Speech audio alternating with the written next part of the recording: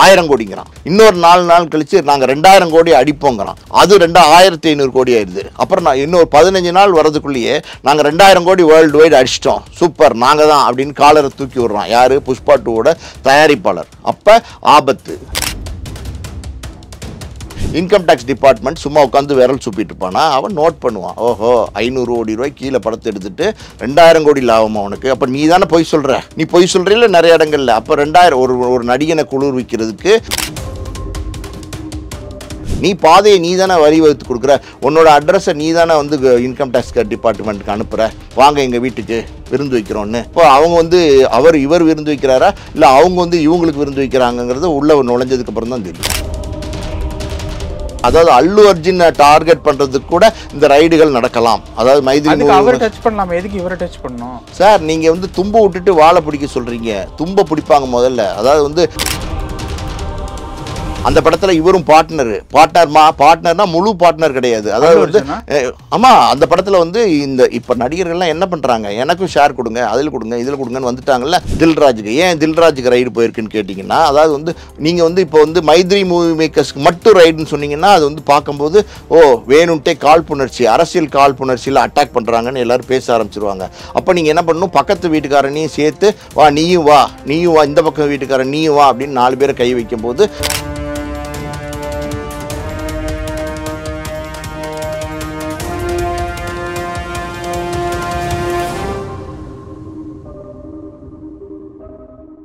Real நேயர்களுக்கு வணக்கம். இன்று நம்மளுடைய நேர்காணலுக்கு சினிமா விமர்சகர், ஆஸ்கார் மூவிஸ் ப்ரொடியூசர் திரு பாலாஜி பிரபு அவர்கள் இணைஞ்சிருக்காங்க. சார் வணக்கம்.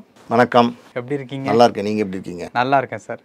இன்னைக்கு தெலுங்கு சினிமாவினுடைய முன்னணி தயாரிப்பாளர்களாக இருக்கக்கூடிய தில்ராஜு, அப்புறம் மைத்ரி மூவி மேக்கர்ஸ், இந்த இரு நிறுவனத்தினுடைய நிறுவனர்கள் அவங்க 2 பேருடைய வீட்டில் ஐடி ரைடு நடந்திருக்கு. எதற்காக இந்த ஐடி ரைடு? ஏன்னா இப்போ தான் அவங்களுடைய படங்கள் எல்லாமே தயாராகிட்டுருக்கு. ஒரு பக்கம் பார்த்தீங்க அப்படின்னா தில்ராஜினுடைய கேம் சேஞ்சர் படம் ரிலீஸ் ஆகிட்டு திரையரங்குகளில் போயிட்டுருக்கு. இன்னொரு பக்கம் பார்த்தீங்கன்னா Mythri movie makers Pushpa 2 release பண்ணிவிட்டு தமிழில் குட் பேட் அங்கிலிக்கு ரெடி ஆகிட்டு இருக்காங்க. இந்த ஒரு சூழ்நிலையில் இந்த ஐடி ரைடு அப்படிங்கிறதுக்கு உண்டான காரணம் என்ன சொல்கிறேன். அதாவது புளியை பார்த்து பூனை சூடு போட்டுட்டு கதை தான் இது. ஏன் அப்படின்னா, அதாவது ஃபஸ்ட்டு இந்த தமிழ் இண்டஸ்ட்ரியில் கலெக்ஷன் ரிப்போர்ட் என்ன, ஃபஸ்ட் டே கலெக்ஷன் என்ன, செகண்ட் டே கலெக்ஷன் என்ன, அதாவது சூப்பர் ஸ்டார்ஸ் பொறுத்த வரைக்கும், அதாவது டாப் ஹீரோஸ்னு ஒரு 5 பேர் இருப்பாங்க இல்லையா, இல்லை 4 பேர் இருப்பாங்க இல்லையா, அவங்களோட கலெக்ஷன் ரிப்போர்ட்ஸு எப்போ தயாரிப்பாளர்கள் வெளியில் சொல்ல ஆரம்பித்தாங்களோ அப்போ இருந்து இந்த பிரச்சனை ஸ்டார்ட் ஆயிடுச்சு. அப்படி தான் நம்ம கரெக்டாக பேசணும். அதுதான் கரெக்டான பார்வையாகவும் இருக்கும். அதாவது ஒரு டாப் ஹீரோவோட படம் ஒன்று ரிலீஸ் ஆகுது. யாரோட? தமிழில் முதல்ல தமிழை பற்றி பேசுவோம். நம்ம தமிழ்நாட்டில் தானே இருக்கோம், தமிழை பற்றி பேசுவோம். அதாவது ஒரு டாப் ஹீரோவோட படம் ரிலீஸ் ஆகுது. ஃபஸ்ட் டே கலெக்ஷன் 80 கோடி அப்படிங்கிறாங்க. 80 கோடி வந்துருச்சா? சொல்கிறேன், அவங்க சொல்கிறாங்க, எனக்கு எப்படி தெரியும்? அவங்கள சொல்லணும் 80 கோடி வந்துச்சான்னு. 80 கோடி அப்படிங்கிறாங்க. 2வது நாள் கலெக்ஷன் 120 கோடிங்கிறாங்க. 3வது நாள் கலெக்ஷன் 140 கோடிங்கிறாங்க. இப்படியே நாளுக்கு நாள் கலெக்ஷன் ரிப்போர்ட்டை இன்க்ரீஸ் பண்ணி சொல்லிக்கிட்டே போகிறாங்க. இதில் பெரிய வேடிக்கை என்னென்னா, இந்த மாதிரி இன்க்ரீஸ் பண்ணி சொல்லிகிட்டே போய் இது எப்படி கொண்டு போய் லேண்ட் பண்ணுறதுனே தெரியல. கடைசியில் அந்த படம் 600 கோடி கலெக்ட் பண்ணிடுச்சு, இந்த படம் 700 கோடி கலெக்ட் பண்ணிடுச்சு அப்படின்னு சர்வசாதாரணமாக சொல்லிட்டு போகிறாங்க. ஆடியன்ஸ்கிட்ட உன்னோட கலெக்ஷன் ரிப்போர்ட்டை ரிவீல் பண்ண வேண்டிய நெசசிட்டி என்ன? ஆடியன்ஸுங்கிறது படத்தை ரசிக்கிறான். நீ சினிமாவை வியாபாரமாக எடுக்கிற, நீ தொழில் பண்ணுற, அதில் லாப நஷ்டம் தயாரிப்பாளரை சார்ந்தது. ஆடியன்ஸுக்கு நான் என்ன கேட்குறேன், ஆடியன்ஸ்க்கு எதுக்கு கலெக்ஷன் ரிப்போர்ட்? இப்போ சொன்னதுதான் இவ்வளோ பிரச்சனையா? சொன்னதுனால தான் இந்த பிரச்சனை. இப்போ பிரச்சனை. சொன்னதுனால என்ன பிரச்சனைங்கிறது இப்போ சொல்கிறேன் நான். அதாவது இப்போ ஒரு நடிகன் இருக்கான். இப்போ வாரிசே நம்ம எக்ஸாம்பிளுக்கு எடுத்துப்போம். ஏன்னா இப்போ சமீபத்தில் அது தோல்வி படம், எனக்கு பெரிய நஷ்டம்னு தில்ராஜ் சொல்லியிருக்காரு, அதனுடைய தயாரிப்பாளர். அதையே நம்ம எடுத்துகிட்டு பேசுவோம். உதாரணமாக இப்போ வாரிசு அன்னைக்கே தோல்வின்னு சொல்லியிருந்தானா அந்த தயாரிப்பாளர், தைரியமாக இந்த ஸ்டேட்மெண்ட்டை கொடுத்துருந்தாருன்னா, இவ்வளோதான் கலெக்ஷன் ஆச்சுன்னு சொல்லியிருந்தாருன்னா, அப்போ நடிகனுக்கும் தெரியும், ஓஹோ நம்ம இந்த படம் நடிச்சிருக்கோம், இந்த படம் தோத்துருக்கு. ஸோ இந்த படம் ஏன் தோத்துருக்கு? ஒரு டேரக்டருக்கு தெரியும், இந்த படம் எடுத்திருக்கோம், இந்த படம் தோத்துருக்கு, ஏன் தோத்துருக்கு? அப்போ மியூசிக் டேரக்டருக்கு தெரியும், சரியாக பாட்டு போடலையா, சரியாக ரீரிகார்டிங் பண்ணலையா, மியூசிக் டேரக்டர். ஸோ எல்லாருக்கும் ஒரு என்ன சொல்கிறது, ஒரு மைண்டில் ஒரு சின்ன ஒரு இன்ஃப்ளூயன்ஸ் கிடைக்கும். இதை நம்ம கரெக்ட் பண்ணணும், இந்த படம் இதனால் தோத்துச்சு, அடுத்த படத்தை அதை நம்ம சரி பண்ணணும். நடிகனுக்கு தோணுமா தோணாதா? ஒரு சூப்பர் ஹீரோவுக்கு தோணுமா தோணாதா? அவன் மார்க்கெட்டை தக்க வச்சுக்கிறதுக்காண்டி அவன் என்ன பண்ணுவான், சரி வாரிசு தோல்வியா, கலெக்ஷன் சரியில்லையா, போட்ட பணத்தை தயாரிப்பாளர் எடுக்க முடியலையா, அப்போ நம்ம இந்த படத்துக்கு அடுத்த படத்தினுடைய கதையை நல்ல கதையாக கேட்போம், இன்னும் கரெக்டான கண்டென்ட் கேட்போம், கரெக்டான டேரக்டர்கிட்ட படத்தை கொடுப்போம், கரெக்டான மியூசிக் டேரக்டர் தேர்வு செய்வோம். இப்படி எல்லாத்துலேயும் கான்சென்ட்ரேட் பண்ணுவானா? அப்போ கான்சென்ட்ரேட் பண்ணால் என்ன ஆகும்? அப்போ அந்த தயாரிப்பாளருக்கு பட்ஜெட்டில் பிளானிங் வருமா? ஒரு பட்ஜெட் பிளானிங் வருமா? ஸோ எல்லாம் வரும்போது அந்த தயாரிப்பாளரும் சேஃப் ஆயிடுவான். நீயும் வந்து ஒரு தயாரிப்பாளருக்கு நல்ல படத்தை கொடுப்ப. நடிகனை சொல்கிறேன் நான்.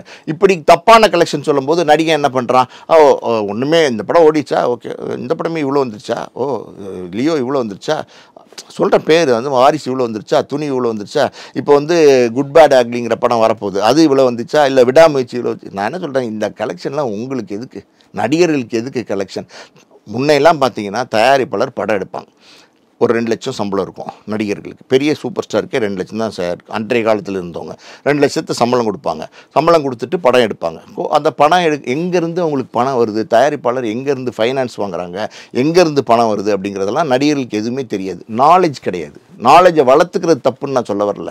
நாலேஜ் வந்து அவங்களுக்கு அந்த அளவுக்கு மேலே போக மாட்டாங்க, அந்த அளவுகளுக்கு மேலே நடிகர்கள்லாம் போக மாட்டாங்க. பழைய காலத்து நடிகர்கள்லாம் பார்த்தீங்கன்னா, முதலாளி சொல்லுங்கள், ஒரு 25 ரூபா தேவைப்படுது முதலாளி, ஒரு அர்ஜென்ட்டாக ஒரு வீடு வாங்கியிருக்கேன், சின்ன ஒரு டிஃபிசிட் இருக்குது, கொஞ்சம் கொடுத்தீங்கன்னா நல்லாயிருக்கும் முதலாளி, இந்த ஷெட்யூல் பேமெண்ட்டை கொஞ்சம் முன்னாடியே கொடுங்க அப்படின்னா, அந்த அவர் என்ன செய்வார், சரி சார் ஒன்றும் பிரச்சனை இல்லை, நான் 25 ரூபா 25,000 ரூபா அனுப்பிச்சி விடுவார் அந்த வீட்டுக்கு. அப்போ தயாரிப்பாளர்கிட்ட நடிகை வந்து பணம் கேட்டு வாங்குறான், பயந்து வாங்குறான், முதலாளின்னு சொல்கிறான்.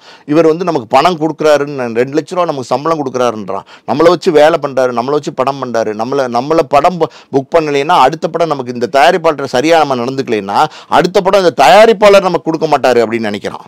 இன்றைக்கி என்ன நிலைமை ஆகிப்போச்சுன்னா, இந்த ரிப்போர்ட்டு கலெக்ஷன்ஸ்லாம் பார்த்துட்டு நமக்கு தான் பெரிய மார்க்கெட் இருக்குது, நம்ம வந்து ஒரு நடிகனை வச்சு தான் ஒரு படம், ஒரு ஹீரோவை வச்சு தான் ஒரு படம், அதில் நான் மாற்றுக்கருத்தே சொல்ல வரல. ஒரு ஹீரோ வேல்யூ தான் ஒரு படத்தை கொண்டு போய் நிறுத்துது, அதெல்லாம் நம்ம மாற்றுக்கருத்தாக பேச வரல. சொல்ல பாயிண்ட் என்னென்னா, அந்த நடிகனுக்கு என்ன தோணுதுன்னா, இவ்வளோ கலெக்ஷன் ஆகுதா, அப்போ இவ்வளோ கலெக்ஷன் ஆகுதுன்னா இவ்வளோ லாபம் கிடைக்குதா, அப்போ அந்த லாபம் யாரால் கிடைக்குது, யாரோட ஃபேஸுக்கு கிடைக்குது, ஹீரோவோட ஃபேஸுக்கு கிடைக்குதா, அப்போ நம்ம வந்து இனிமேல் தயாரிப்பாளரை நம்ம தேர்வு செய்வோம் அப்படிங்கிறது எந்திரிச்சு நிற்க ஆரம்பிக்கிறோம். இது தொழிலுக்கு ஆபத்து. தயாரிப்பாளர் வந்து நடிகனை போட மாட்டானோன்னு பயந்து நடித்த காலம் போய் இப்போ தயாரிப்பாளரை நம்ம தேர்வு செய்வோம். யார் தயாரிப்பாளர், என்னை வச்சு படம் எடுப்பாரா, 600 கோடி இருக்கா அவர்கிட்ட அப்படின்னு இவன் டிசைட் பண்ணுறான். என்னைக்கு நடிகன் டிசைடிங் கெப்பாசிட்டிக்கு வந்துட்டானோ, தயாரிப்பாளரை அவன் தேர்வு செய்ய ஆரம்பிச்சிட்டானோ, அன்னைக்கே அழிவு ஆரம்பிச்சிருச்சு. தயாரிப்பாளர்கள் வந்து தன்மானமெல்லாம் போச்சு. அப்போ தயாரிப்பாளர்கள்லாம் இதை மாதிரி தான், அதாவது வந்து இப்போ ஓடாத படத்துக்கு வந்து 600 கோடி கலெக்ஷன் ஆயிடுச்சு, அதுன்னு ஃபால்ஸ் ஸ்டேட்மெண்ட்டை கொடுத்து அடுத்த படத்தை பிடிக்கணும் அந்த ஆர்டிஸ்ட்டை வச்சு, இப்படி போகிறாங்க. ஸோ இது பாருங்கள், இது தப்பான கோணம், புரியுது உங்களுக்கு? இப்போ நீங்கள் கேட்ட கேள்விக்கு நான் வரேன். அதாவது வந்து இதனால தான் வந்து ரைடு வந்திருக்கா அப்படின்னு. உண்மையும் கூட இதுதான் முழு காரணம்னு நான் சொல்ல முடியாது, சொல்ல மாட்டேன். ஆனால் இதுவும் ஒரு காரணம். அப்போ ஒரு உதாரணத்துக்கு ஒரு புஷ்பா 2 சமீபத்தில் படத்தை மைத்ரி மூவி மேக்கர்ஸ் பண்ண படத்தை நம்ம உதாரணமாக எடுத்துப்போம். இப்போ புஷ்பா 2 வந்து ஒரு 500 கோடி ரூபாய்க்கு கீழே தான் தயாரிப்பு செலவு, ஓகேவா? ஹீரோ சம்பளம் எல்லாமே சேர்த்து ஒரு 450 கோடி ரூபான்னு நம்ம வச்சுப்போம். அவங்க வந்து இப்போ தியேட்டருக்கு ரிலீஸ் பண்ணுறாங்க புஷ்பா 2. புஷ்பா 2 ரிலீஸ் பண்ணோன்னா ஃபர்ஸ்ட் வீக் எங்களுடைய படம் புஷ்பா 2 கலெக்ஷன் வந்து 500 கோடிங்கிறான். இன்னொரு 4 நாள் கழித்து வந்து 1000 கோடிங்கிறான். இன்னொரு 4 நாள் கழித்து நாங்கள் 2000 கோடி அடிப்போங்கிறோம். அது 2500 கோடி ஆயிடுது. அப்புறம் நான் இன்னொரு 15 நாள் வரதுக்குள்ளேயே நாங்கள் 2000 கோடி வேர்ல்டு வைடு அடிச்சிட்டோம், சூப்பர் நாங்கள் தான் அப்படின்னு காலரை தூக்கி விடுறான். யார்? புஷ்பா 2வோட தயாரிப்பாளர். அப்போ ஆபத்துனா சோஷியல் மீடியாவில் வருது, எல்லாரும் பார்க்குறாங்க. இது இந்தியாவில் மட்டும் பார்க்குறது இல்லை, வேர்ல்டு வைட் பார்க்குறாங்க. YouTube channels, satellite media, social media எல்லாம் பெருசானதுக்கப்புறம் இப்போ எந்த நியூஸாக இருந்தாலும் உடனே இப்படிங்கிறதுக்குள்ளே வெளியில் வந்துடுது, இப்படிங்கிறதுக்குள்ளே ஊர் ஃபுல்லாக டெலிகாஸ்ட் ஆகுது. அப்போ எல்லாருக்கும் தெரிய வரும்போது இன்கம் டேக்ஸ் டிபார்ட்மெண்ட் சும்மா உட்காந்து விரல் சுப்பிட்டு இருப்பானா, அவன் நோட் பண்ணுவான். 500 கோடி ரூபாய் கீழே படத்தை எடுத்துட்டு 2000 கோடி லாபமா உனக்கு? அப்போ நீ தானே போய் சொல்கிற, உண்மை சொல்கிறியாங்கிறது வேறு விஷயம். நீ பொய் சொல்கிறீல்ல நிறைய இடங்கள்ல. அப்போ 2000 ஒரு நடிகனை குளிர்விக்கிறதுக்கு, ஒரு படத்தை வந்து அடுத்த அந்த நடிகன்கிட்ட டேட்ஸ் வாங்குறதுக்கு, இதெல்லாம் ஜிம்மிக்ஸ் வேலையெல்லாம் பண்ணுறதுக்கு நீ பொய் சொல்கிற. 2000 கோடி அடிக்குதுங்கிற. சரி 2000 கோடி அடிச்சிருச்சு வேர்ல்டு வைடு. அப்போ அவன் பார்த்துட்டு இருக்கான், இவ்வளோ காசு வந்துருச்சு, 1500 கோடி லாபமா, அப்போ என்ன கணக்கு காமிச்சிருக்கான், ரெக்கார்ட் சைடு அப்படிங்கிறான். சார் அவர் வந்து ஒரு 300 கோடி தான் சார் லாபம் காமிச்சிருக்காரு. நான் வந்து யாரையும் குறிப்பிட்டு பேசலை, இந்த இடத்துல ஜென்ரலாக பேசுகிறேன். அப்படியா, அப்போ 2000 கோடி லாபம் வரும் போலையே, 1500 கோடி லாபம் வந்திருக்குமா சொல்கிறாங்களே, சோஷியல் மீடியாலும் போட்டிருக்கேன். அப்போ உன் வீடு தேடி வரதானே செய்வான். அப்போ நீ தானே உனக்கு ஆப்பு வச்சுக்கிற இல்லை. அப்புறம் வந்து நீ வந்து உன் வீட்டில் வந்து ரைடு வரும்போது ஒரு 500 கோடி 1000 கோடி எடுத்துட்டான்னா என்னாச்சு? அப்போ நீ தானே உனக்கு காப்பு போடுற நிலைமையை கொண்டு வர. காப்பு போடுவான்ல, எல்லாத்துக்கும் நீ தானே காரணமாக இருப்ப. அதாவது வடிவேலு படம், ஒரு ரஜினிகாந்த் படம் இருக்கே, அந்த என்ன படம், சந்திரமுகி படத்தில் அப்படியே வந்து ரஜினிகாந்த் இறங்கி வந்துடுவார் படியிலேருந்து தேட வரும்போது. அவன் அந்த வடிவேலு சொல்லுவார், மாப்பு அப்படின்வார். பார்த்தீங்களா, அப்படி சொல்லும்போது யாருமே இருக்க மாட்டாங்க, ஓன்னு சத்தம் வரும், ஐயோ வச்சுட்டான்டா ஆப்பு அப்படின்ற மாதிரி. நீயே உனக்கு ஆப்பு வச்சுக்கிற. வரத்தானே செய்வான். ப்ராக்டிக்கலாக வருவானா மாட்டானா? இது எதுவும் பழிவாங்கல் அப்படிங்கிற மாதிரி சார். எதுவும் சார், இங்கே பாருங்கள், முதல்ல இந்த விஷயத்துக்கு பதில் சொல்லுங்கள். அந்த மாதிரி ஒரு சூழ்நிலையை நீங்கள் கிரியேட் பண்ணிங்கன்னா பார்க்குறவன், அதாவது ஒரு நாட்டுக்குள்ளே இருக்கிறீங்க நீங்கள், you are a citizen of this country, இந்திய நாட்டினுடைய பிரஜை. அந்த இந்திய நாட்டுக்கு பிரஜையாக இருக்கும்போது அவன் ஒரு ரூல்ஸ் அண்ட் ரெகுலேஷன்ஸ் வச்சுருக்கான், டேக்ஸுக்குள்ளே கட்டணும் அதெல்லாம் சொல்லியிருக்கான். நீங்கள் நேர்மையாக கட்டுறவராக கூட இருக்கலாம், உன்னை வந்து ஸ்க்ரூட்டனைஸ் பண்ணுவான்ல. நீ 2000 கோடி சொல்கிற, 2000 கோடி டேக்ஸ் கட்டுறியாங்கிறது எனக்கு தெரியாது, உனக்கு தெரியாது, யாருக்கும் தெரியாது. அதை அவன் ஸ்க்ரூட்டைஸ் பண்ணுவான்ல. ஒருவேளை கட்டாமல் நீ ஏமாத்திருந்தேன்னா ஆபத்து தானே, சரிதானே? நீ பாதையை நீ தானே வரி வகுத்து கொடுக்குற, உன்னோட அட்ரஸை நீ தானே வந்து இன்கம் டேக்ஸ் டிபார்ட்மெண்ட்டுக்கு அனுப்புகிற, வாங்க எங்கள் வீட்டுக்கு விருந்து வைக்கிறோன்னு.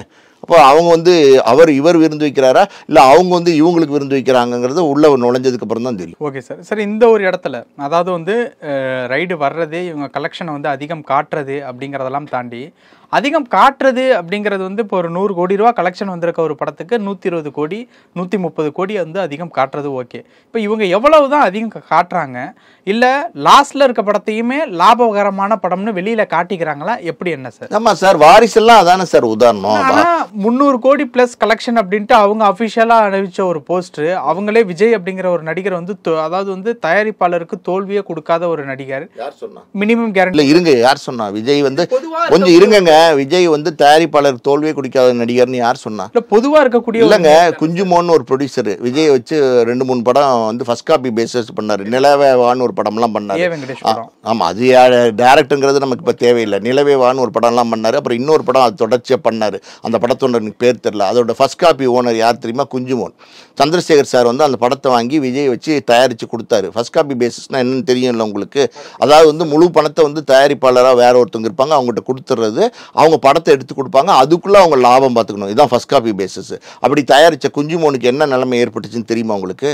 உதயான்னு ஒரு படம் வந்துச்சு, அதில் வந்து பிரமீன் நடராஜனுக்கு என்ன நிலைமை ஏற்பட்டுச்சு தெரியுமா உங்களுக்கு? படம் லேட்டாக தான் ரிலீஸ் ஆச்சு. ஏன் லேட்டாக ரிலீஸ் ஆச்சு? ஒரு வியாபாரம் உள்ள நடிகனுடைய படம், வியாபாரம் உடனே அந்த ஸ்பாட்டில் ஃபயர் மாதிரி இப்படி நெருப்பு குத்தி இப்படி பற்ற வச்சிங்கன்னா தீ வரணும். வரலைன்னா என்னாச்சு? பதத்து போச்சுன்னு அர்த்தம். குச்சி பதத்து போச்சா பெட்டி பதத்து போச்சாங்கிறது முக்கியம் கிடையாது, பதத்து போச்சுங்கிறது அர்த்தம். அப்போ அதில் பதத்து போன ஒரு தீப்பெட்டி நம்ம 4 தடவை பற்ற வைக்கிறோம் சார். பற்ற வச்சு பதத்து போச்சுன்னு என்ன பண்ணுறோம்? தூக்கி போட்டுறோம்ல. அப்போ அதே மாதிரி தான் அதில் எப்படி உங்களுக்கு பணம் வரும்? அதில் பணம் வரல, நஷ்டம். இதே மாதிரி ஏஎம் ரத்னம் எடுத்தார், புரியுதா உங்களுக்கு? நிறைய படங்கள் எடுத்தார். அவருக்கு இவர் படத்தால் நஷ்டம்னு கிடையாது, ஆனால் அந்த தயாரிப்பாளரும் ஒரு பக்கம் போயிட்டார். நிறைய சொல்லிக்கிட்டே போகலாம் சார், எத்தனை உதாரணங்கள் இருக்குது. விஜய் வச்சு படம் எடுத்த தயாரிப்பாளர்கள் எல்லாருமே லாபம் சம்பாதிக்கிறாங்கன்னு யார் சொன்னார்? அந்த பைரவான் படம் எடுத்தார், அந்த தயாரிப்பாளருக்கு லாபமா விஜயோட படத்தில்?